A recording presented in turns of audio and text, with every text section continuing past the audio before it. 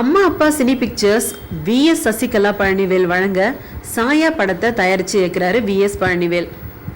சாயா என்பதற்கு சக்தி நிறைந்த பொருள்னு அர்த்தமா. அந்த சக்தி நிறைந்த வார்த்தைக்கும் ஆத்ம சக்திக்கும் நல்ல நோக்கத்துக்குமான தொடர்பு இருக்கிறதால படத்துக்கு சாயான்னு பெயர் வச்சிருக்காங்களாம். இந்த படத்துல சந்தோஷ் என்கிற புதுமுகம் அறிமுகமாறாரு. அவரோட கதாநாயகியா காயத்ரி நடிக்கிறாங்க. இவரு டூரிங் டாக்கீஸ் படத்துல ஏற்கனவே நடிச்சாங்க. இன்னொரு கதாநாயகியா ஓம் சாந்தி ஓம் படத்துல நடிச்ச கௌதமி சௌத்ரி நடிக்கிறாங்க. காட்டுக்குள்ள நடக்கிற கடுமையான சண்டை பயிற்சி காட்சிகள்ல பயிற்சி எடுத்துட்டு இருக்கிறவரா நடிக்கிறாரு சோனியா அகர்வால். வன இலாக்கா அதிகாரியா சோனியா அகர்வால் நடிக்கிறாங்க இந்த படத்துல. சோனியா அகர்வாலுக்கு இந்த படம் ஒரு மாறுபட்ட இமேஜை உருவாக்கி தரும். அது மட்டும் இல்லாம அவருக்கு ஆக்ஷன் ரூட்டையும் போட்டு கொடுக்கும் படமாகவும் இது அமைய வாய்ப்பு இருக்கு. இதுவரை எடுக்கப்பட்ட பேய் படங்கள்ல ஆவிகளை பத்தி மட்டுமே பேசியிருக்காங்க. பயம் காட்டுவதையும் சப்தங்களால மிரட்டுவதையும் செஞ்சிருக்காங்க. இதெல்லாம் இல்லாம இந்த படம் புனிதமான ஆத்மாக்கள் பற்றி பேசுற படம்.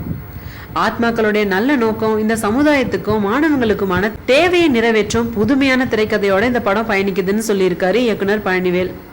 R Sundararajan, YG Mahendran, boys Rajan, Bala Singh, karate Raja மற்றும் பலர் நடிச்சிருக்காங்க இந்த படத்துல. ஜான் பீட்டர் இசையமைக்க ஒளிப்பதிவு செய்யறாரு S பார்த்திபன்.